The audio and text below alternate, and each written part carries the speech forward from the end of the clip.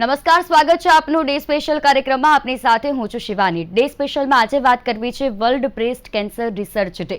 આપણે જે પણ જાગૃતતા દરેક વ્યક્તિમાં હોવી જરૂરી છે, કારણ કે કેન્સરના કેસોમાં જે સતત વધારો થઈ રહ્યો છે, ખાસ મહિલાઓની વાત કરવામાં આવે તો ગુજરાતની મહિલાઓમાં નોંધાતા કુલ કેન્સરમાં સ્તન કેન્સરનું પ્રમાણ સૌથી વધારે છે અને તેના વિશે મહિલાઓએ જાણવું જરૂરી છે, જાગૃતિ મહિલાઓમાં હોવી જરૂરી છે.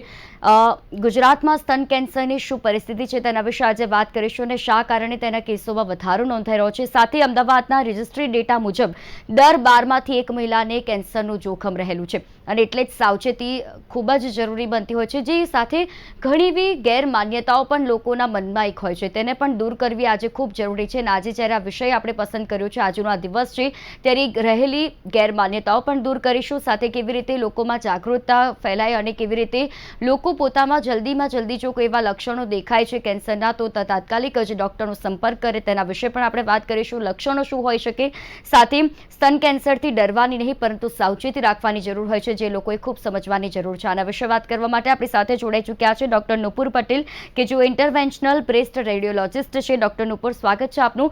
સાથે ડોક્ટર વીર શાહ જોડાયા છે, ઓન્કોપ્લાસ્ટિક બ્રેસ્ટ સર્જન. ડોક્ટર વીર, આપનું પણ હાર્દિક સ્વાગત છે.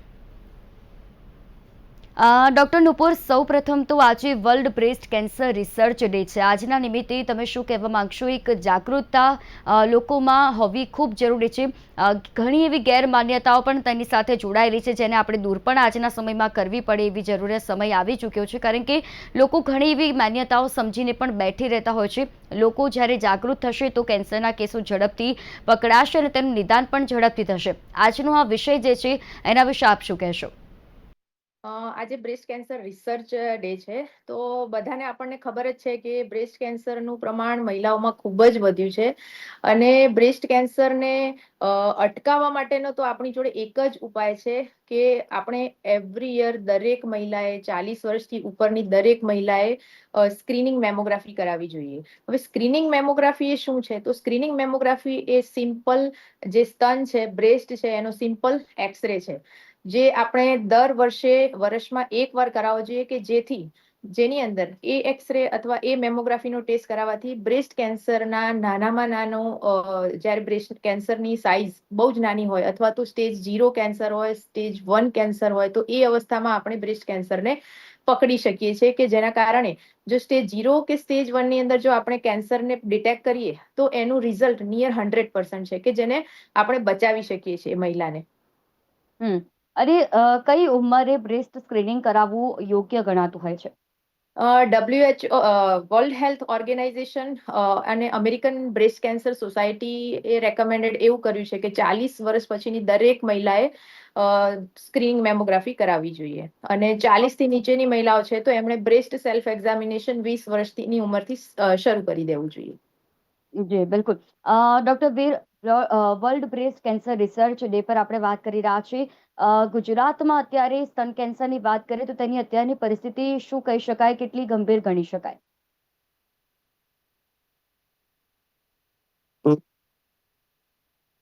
જી, આપનો અવાજ નથી આવી રહ્યો.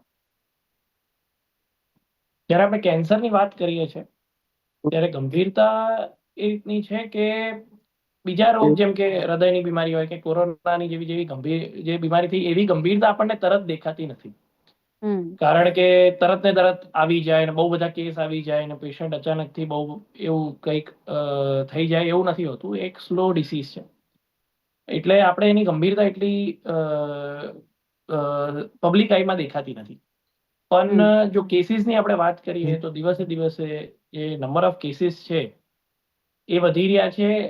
હવે એમાં એક વિષય બી હોઈ શકે કે આપણું પોપ્યુલેશન વધી રહ્યું છે, કે ભાઈ અમદાવાદનું પોપ્યુલેશન વધી રહ્યું છે, પણ સાથે જે પહેલા 100 પેશન્ટમાંથી જેટલા પેશન્ટને થતું હતું એ બી વધી રહ્યું છે. એટલે એ પ્રમાણે ગંભીરતા એ વસ્તુની છે કે આપણે વિચારીએ કે આ કેમ વધી રહ્યું છે અને આપણે આપણા પોતાના દરેક જીવનમાં આપણે શું કરી શકીએ. કે 50% જે પોપ્યુલેશન છે એ લેડીઝ છે, ફિમેલ્સ છે. આપણે શું એવું ખોટું કરી રહ્યા છે કે આપણે શું એવું સાચું કરી શકીએ કે જેનાથી આપણે એને ઓછું કરી શકીએ? આ વધવા પાછળના કારણ, ડોક્ટર વીર? રાઈટ. સો આ એક બહુ કોમન સવાલ રહેતો હોય છે લોકોને, કે ઘણા લોકોને એવું હોય છે કે વ્યસનના લીધે. તો વ્યસન એક બહુ મોટો રોલ પ્લે કરતો નથી બ્રેસ્ટ કેન્સરમાં. સિમિલરલી જેનેટિક્સ કે ફેમિલી હિસ્ટ્રી એટલે તમારા કુટુંબીજનોમાં જેમ કે તમારા મધર, સિસ્ટર, બ્રધર કોઈને હોય તો એ બી એક 10% જે કેન્સર હોય છે એના લીધે હોય છે. તો જે મેજોરિટી ઓફ કેન્સર છે, બાકીના 90% કેન્સર છે એ લાઇફસ્ટાઇલ ડિસઓર્ડર્સના લીધે થઈ રહ્યા છે. એટલે આપણી જે અત્યારે જે લાઇફસ્ટાઇલ થઈ છે, જેની અંદર કોઈ બી એવી વસ્તુ જે આપણા શરીરને શોભતી નથી અને આપણે કરીએ છીએ, પછી ભલે એ સ્ટ્રેસ હોય, સ્લીપ હોય કે ડાયટ હોય, એના લીધે એનું જે ઓલ્ટરેશન થાય એના રિગાર્ડ્સમાં કેસીસ વધી રહ્યા છે. ઓકે. ડૉક્ટર નુપુર, જ્યારે આપણે બ્રેસ્ટમાં ગાંઠ હોય તો એવું કહેવાય છે કે એટલે જ કેન્સર, પરંતુ ખાસ આ માન્યતા કેટલી સાચી, લોકોએ તે કેટલું સમજવું જરૂરી છે?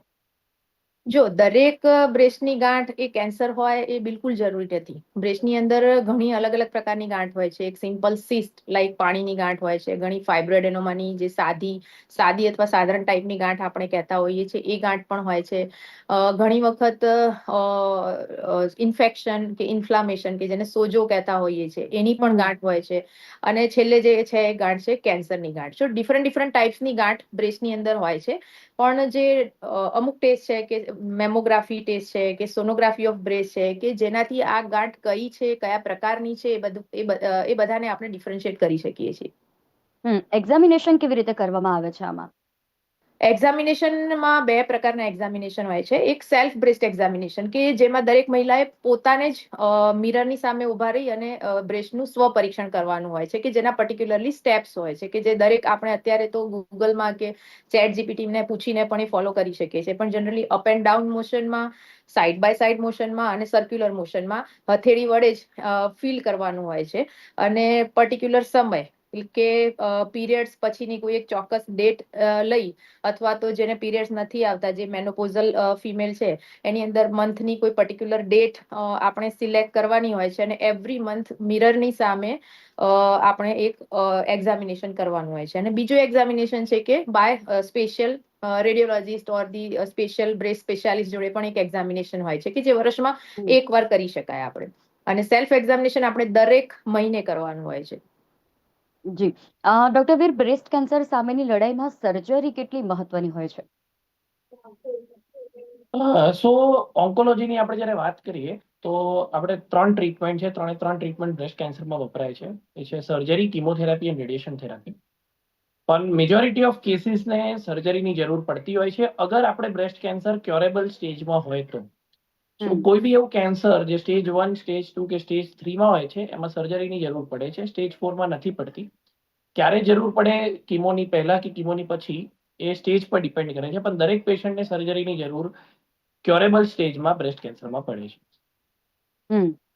ડૉક્ટર નુપુર, એની શરૂઆત ક્યાંથી થતી હોય છે? જ્યારે આપણે બ્રેસ્ટ કેન્સરની વાત કરી રહ્યા છીએ, એના પ્રારંભિક લક્ષણો શું હોય છે કે જેથી મહિલાઓ સાવચેત રહે અને તેમને જો એમાંનું કોઈ પણ એવું લક્ષણ દેખાય છે તો તે તાત્કાલિક જ ડૉક્ટરનો સંપર્ક કરી શકે? જો સૌથી શરૂઆતનું જે સ્ટેજ છે, સ્ટેજ 0 બ્રેસ્ટ કેન્સર મીન્સ કે ડક્ટલ કાર્સિનોમા ઇન સીટુ એને અમે મેડિકલ ટર્મિનોલોજીમાં કહેતા હોઈએ છીએ.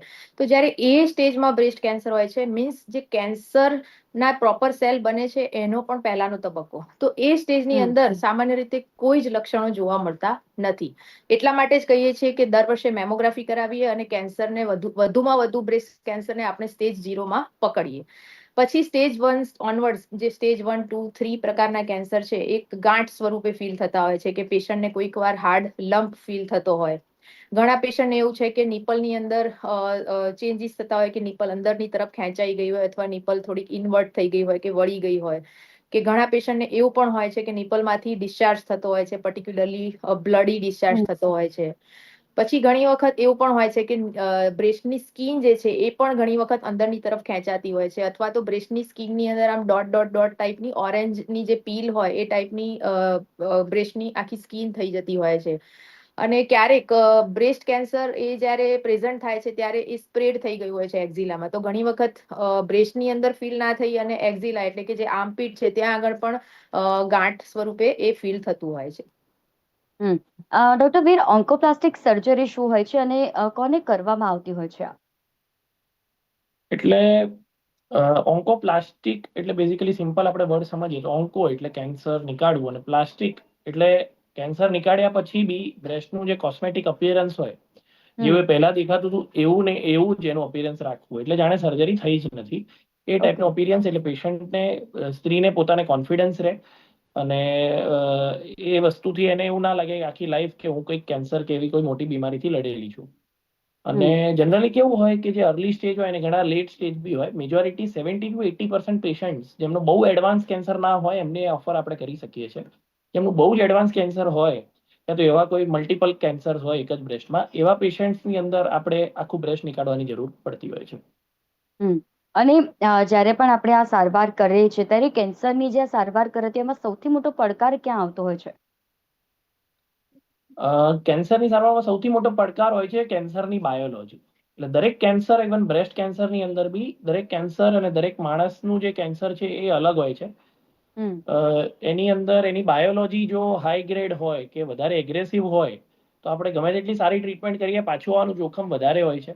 અને એની બાયોલોજી લો ગ્રેડ હોય તો આપણી બધી જ ટ્રીટમેન્ટ સફળ થાય છે. એટલે મોટો પડકાર છે કેન્સરની બાયોલોજી અને પેશન્ટનું પોતાનું. એટલે દરેક પેશન્ટનું કેન્સર એક અલગ પ્રકારનું હોય છે. એટલે એ સૌથી મોટો પડકાર છે. ઓકે. ડૉક્ટર નુપુર, જ્યારે આપણે અત્યારે આપણી બદલાતી લાઈફસ્ટાઈલની વાત કરી રહ્યા છીએ અને સતત અત્યારે આપણી લાઈફસ્ટાઈલ બદલાઈ ચૂકી છે, ખાવા પીવાની બાબત હોય કે પછી જે આપણી રેગ્યુલર રૂટીન જે એક્સરસાઇઝ હોય, તો હાલના સમયની જોઈએ તો અત્યારે બદલાતી જતી લાઈફસ્ટાઈલની અસરને કારણે આપણી જે શરીરમાં રહેલી જે બીમારીઓ છે અથવા જે રોગો થવાનું જોખમ છે, પહેલા એવું હતું કે અમુક ઉંમર વટાયા પછી જ, એટલે કે 40 વર્ષ તમારી ઉંમર થાય છે તે પછી જ દરેક બીમારીનો આપણે ભોગ બનતા હતા. પરંતુ હવે એવું નથી રહ્યું. હવે લાઈફસ્ટાઈલ ચેન્જીસના કારણે જે બીમારીઓ છે વહેલી ઉંમરે પણ જોવા મળતી હોય છે અને તેવામાં જ એક બીમારી એટલે ગમે તેવી ગંભીર જે બીમારી છે તેનો ભોગ બનતા હોય છે.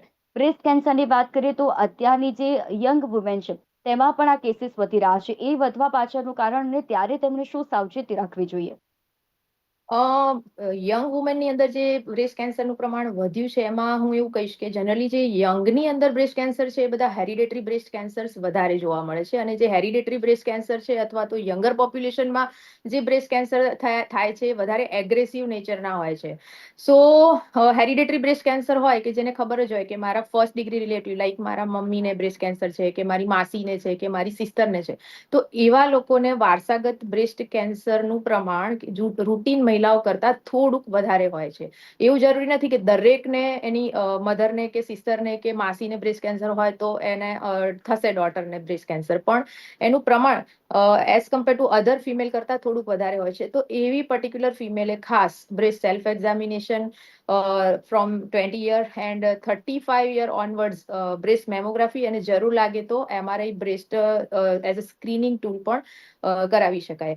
બીજું કે અત્યારે લાઈફસ્ટાઈલ ઘણી મોડર્ન થઈ ગઈ છે, એટલે કે વેસ્ટર્નાઇઝેશન જે કલ્ચર છે કે આજે લોકો મેરેજ નથી કરતા અથવા તો મેરેજ થાય છે તો પણ લેટ મેરેજ થાય છે.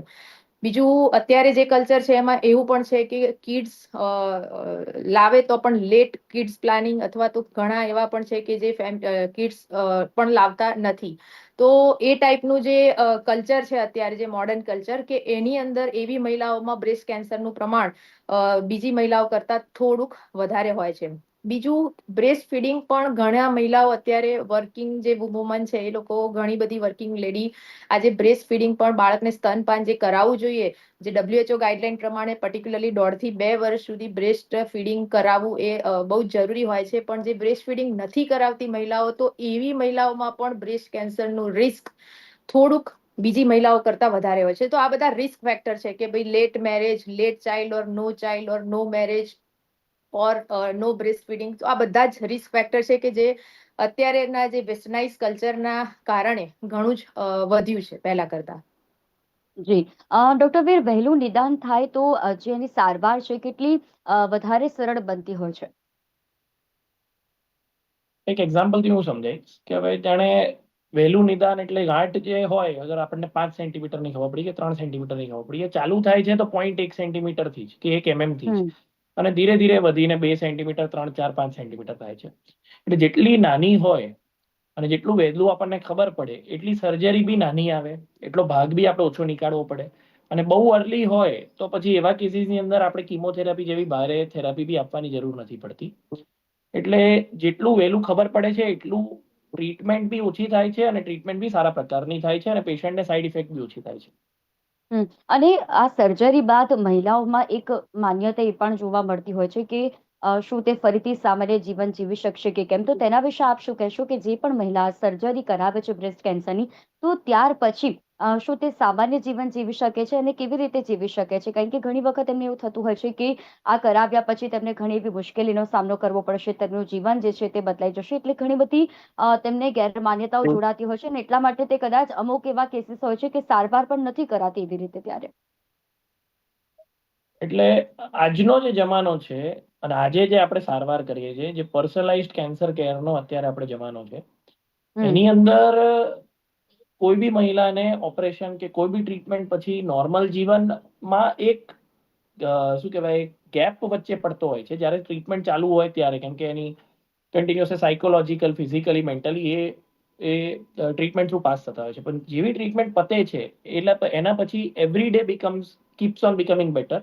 દરેક દિવસ વધારે વધારે સારો થાય છે અને 3 થી 6 મહિનાની અંદર તો મહિલાને ખબર બી નથી હોતી કે ક્યારે મને કેન્સર હતું અને અત્યારે એમની લાઈફ 1% બી નોર્મલ જે લાઈફ હોય છે બીજા લોકોની એના કરતા ડિફરન્ટ નથી હોતી. ડોક્ટર નુપુર, બ્રેસ્ટ કેન્સર સામે સૌથી મોટી એવી કઈ ભૂલો છે કે જે મહિલાઓ કરતી હોય છે અને અવગણતી હોય છે તેના લક્ષણોને? ઘણી મહિલાઓ અમારે ત્યાં ક્લિનિકની અંદર આવે છે કે એને સૌથી પહેલા તો એક લમ્પ હોય અથવા તો ગાંઠ જેવું ફીલ થતું હોય, પણ એને એવું હોય છે કે આ તો એક સામાન્ય ગાંઠ હશે અને આ તો ઘણાને એવું પણ હોય છે કે આ તો મને ઘણા ટાઈમથી છે એટલે એ તો દેટ ઇઝ નોર્મલ એમ. એટલે એ લોકોને એવું હોય છે કે આ સાદી ગાંઠ હશે કે આ તો મને પહેલેથી જ છે. પણ જ્યારે પછી જ્યારે ગાંઠ વધે છે અને જ્યારે એ લોકો અમારી પાસે આવે છે ત્યારે એ ઘણીવાર જે કેન્સર હોય સ્ટેજ 3, સ્ટેજ 4 ની અંદર આવી ગયું હોય છે. એટલે જો એ જ મહિલા જ્યારે સૌથી પહેલા એને ગાંઠ ફીલ થઈ હતી ત્યારે આવે તો કદાચ સ્ટેજ 1, સ્ટેજ 2 હોઈ શકે.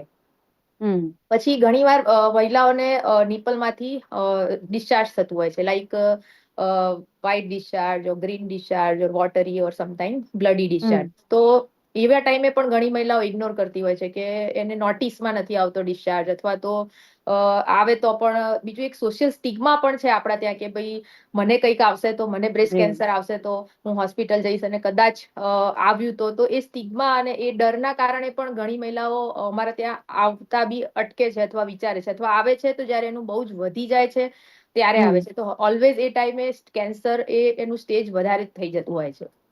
જી. ડોક્ટર વીર, જ્યારે આપણે સારવાર બ્રેસ્ટ કેન્સરની કરતા હોઈએ છીએ ત્યાર પછી મહિલાઓએ ખરેખર શું સાવચેતી રાખવાની હોય છે કે જેથી, અને કેટલાય એવી મહિલાઓની હોય છે કે જ્યારે સારવાર કરાવે અને ફરીથી થશે તો તે પણ ડર બેસતો હોય છે, તો તે માટે મહિલાઓએ શું સાવચેતી રાખવી જોઈએ? એ છે ને, બ્રેસ્ટ કેન્સરની એક બેઝિક ટ્રીટમેન્ટ હોય છે ને એક મેન્ટેનન્સ ટ્રીટમેન્ટ હોય છે. બેઝિક ટ્રીટમેન્ટમાં બી મેં જેમ કીધું એમ સર્જરી, કિમોથેરાપી, રેડિયેશન 3 વસ્તુ હોય છે. એટલે ઘણી મહિલાઓ એટલે હવે પ્રમાણ બહુ ઓછું થઈ ગયું, પણ તોય ઘણી મહિલાઓ ખાલી સર્જરી કરાયા પછી બાકીની ટ્રીટમેન્ટો નથી લેતી હોતી. તો એ એક વસ્તુ જે છે સાવચેતી લેવી પડે. અને પછી જે મેન્ટેનન્સ ટ્રીટમેન્ટ હોય છે એમાં જનરલી દવાઓ, હોર્મોનની ટ્રીટમેન્ટ ને હોર્મોનની દવાઓ હોય છે. એ ઘણીવાર 5 વર્ષ, ઘણીવાર 10 વર્ષ સુધી બી લેવાની હોય છે. તો એ સમયસર લેવી જોઈએ. પણ મેજોરિટી કેસીસ જે અમે જોતા હોઈએ છીએ એમાં બધી મહિલાઓ, બહુ ભાગ્યે જ કોઈ એવી મહિલા હોય છે જે એમાં સાવચેતી નથી રાખતી હોતી. બધી મહિલાઓ સારી સાવચેતી રાખતી હોય છે. જી. ડોક્ટર નુપુર, અત્યારે જે પ્રકારે ટેકનોલોજીનો વ્યાપ વધી રહ્યો છે, એઆઈ ટેકનોલોજીના કારણે એમ કહી શકીએ કે બ્રેસ્ટ કેન્સરની તપાસમાં મોટો એવો બદલાવ આવ્યો છે અને વહેલામાં વહેલી તકે તેને કારણે જ નિદાન થાય છે અને પછી તેની સારવાર કરી શકીએ છીએ. એઆઈ ટેકનોલોજી એકચ્યુઅલી મેડિકલમાં એકચ્યુઅલી એ ગોલ્ડ સ્ટાન્ડર્ડ નથી. Gold standard is only screening mammography. બીજા ઘણા બધા એસેસરી ટેસ્ટ આવે છે, લાઈક અલ્ટ્રાસોનોગ્રાફી ઓફ બ્રેસ્ટ. બીજા અમુક ઇન્સ્ટ્રુમેન્ટ હોય છે કે જે ડાયરેક્ટ બ્રેસ્ટ ઉપર જસ્ટ રોલ ઓન કરીએ અને એનો આખો ગ્રાફ આવી જતો હોય છે. બીજું એક થર્મોગ્રાફી છે. એવા ઘણા બધા એસેસરી ટેસ્ટ છે. But gold standard is digital mammography. Digital mammography એક જ એવું ટૂલ છે કે જેની અંદર બ્રેસ્ટ કેન્સરને અર્લી સ્ટેજની અંદર, મેં જે કહ્યું એ પ્રમાણે સ્ટેજ 0 ની અંદર એને પકડી શકાય છે. આ બધા જ ટેસ્ટ કરાવવા છતાંય થર્મોગ્રાફી છે કે બ્રેસ્ટ સેલ્ફ અસેસમેન્ટનું એક ટૂલ આવે છે અને બીજા ઘણા છે, પણ છેલ્લે તો gold standard is only digital mammography. અને બિલકુલ ડોક્ટર નુપુર, જ્યારે તમે આપણે આ વાત કરીએ છીએ ત્યારે અત્યારે આપણને જે લક્ષણોની વાત કરી છે, આવામાં એકાદ લક્ષણ પણ મહિલાઓમાં જો દેખાય છે તો એ ટેકનોલોજીનો સહારો લઈ લેતા હોય છે, ચેટ જીપીટી કરતા હોય છે કે પછી એઆઈ નો સહારો લેતા હોય છે કે તેમને આ વસ્તુ થઈ રહી છે તો શું હોઈ શકે છે. પરંતુ યસ. આવા જે મહિલાઓ છે તેમને શું કહેશો કે કેટલું જરૂરી છે આ સમય જાગૃત બનીને ડોક્ટર પાસે મળવું અને ડોક્ટરની સલાહ મુજબ આગળની જે તેમના નિદાન પ્રમાણે સારવાર કરાવી? એક જ વસ્તુ હું કહીશ આ વિશે આજે બ્રેસ્ટ રિસર્ચ ડે ના નિમિત્તે કે દરેક મહિલાએ એને કોઈ પણ લક્ષણ હોય કે ના હોય 40 વર્ષ પછીની દરેક મહિલાએ એવરી યર ડિજિટલ મેમોગ્રાફી અવશ્ય કરાવવી જોઈએ. બીજું કોઈ મહિલાને સામાન્ય સિમ્ટમ છે લાઈક કંઈક ગાંઠ ફીલ થાય છે તો એને પણ અવશ્ય સોનોગ્રાફી અથવા તો મેમોગ્રાફી એને કરાવવી જોઈએ. બીજું સેલ્ફ એક્ઝામિનેશન ઓફ બ્રેસ્ટ આજે દરેક મહિલાએ દર મહિને કરવી જોઈએ. એના પરથી એક એવો આઈડિયા આવશે કે એનું બ્રેસ્ટનું ફીલ કેવું છે. જાતે તમે હાથથી એને ફીલ કરશો બ્રેસ્ટને તો તમને એક આઈડિયા આવશે કે મારા બ્રેસ્ટમાં આ ટાઈપની ફીલ છે પણ મારો મેમોગ્રાફી મેં આ વર્ષે કરાવ્યો છે તે નોર્મલ છે.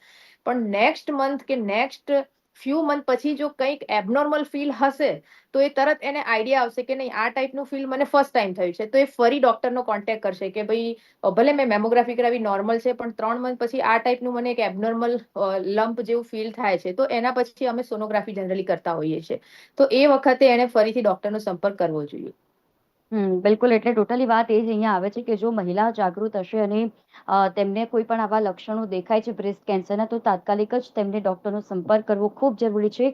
ટેકનોલોજીનો વ્યાપ વધ્યો છે પરંતુ તેની સાથે સાથે આપણે સાવચેતી એટલા જ માટે રાખવાની જરૂર છે કે જાગૃતિ ત્યારે જ આવશે જ્યારે લોકો આ જે વસ્તુ આપણે જે વાત કરી રહ્યા છીએ, જે બ્રેસ્ટ કેન્સરની વાત કરી રહ્યા છે તેના વિશે લોકો જાગૃત થશે, તેના વિશે જાણશે કે બ્રેસ્ટ કેન્સર શું હોય છે, શેનાથી થઈ રહ્યું છે, અત્યારે બદલાતી લાઇફસ્ટાઇલ છે તેની અસર તેના ઉપર સૌથી વધારે પડી રહી છે.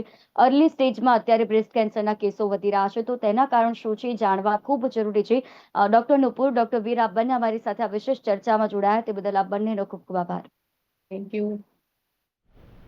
તો ડે સ્પેશિયલમાં આજની વાત હતી વર્લ્ડ બ્રેસ્ટ કેન્સર રિસર્ચ ડેની અને મહિલાઓએ જાગૃત થવાની જરૂર છે. જો તેમને કોઈ પણ પ્રકારના આવા લક્ષણો દેખાય છે તો તેમને તાત્કાલિક જ ડૉક્ટરનો સંપર્ક કરવો જરૂરી છે અને તો જ જઈને તમારા તેનું નિદાન થશે. 40 વર્ષ પછી જેમ વાત કરી કે તમારી જો 40 વર્ષની ઉંમર છે તે પછી તમારે મેમોગ્રાફી દર વર્ષે કરાવવી જોઈએ જેથી તમને ખ્યાલ આવશે કે તમારા બ્રેસ્ટ કેન્સરને લગતા કોઈ પણ એવા લક્ષણો છે કે નહીં. અને જો તમને સેલ્ફ એક્ઝામિનેશનની વાત કરી કે કેવી રીતે તમે જાતે જ એનું પરીક્ષણ કરી શકો છો ઘરે બેઠા, તો તમને જો એવા કોઈ પણ એવા લક્ષણો દેખાય છે તમે જાતે એનું પરીક્ષણ કરી શકો છો અને જો એવા લક્ષણો નજર આવે છે તો તાત્કાલિક જ ડૉક્ટરનો સંપર્ક કરો જેથી વહેલામાં વહેલી તકે નિદાન થઈને તેની સારવાર થઈ શકે.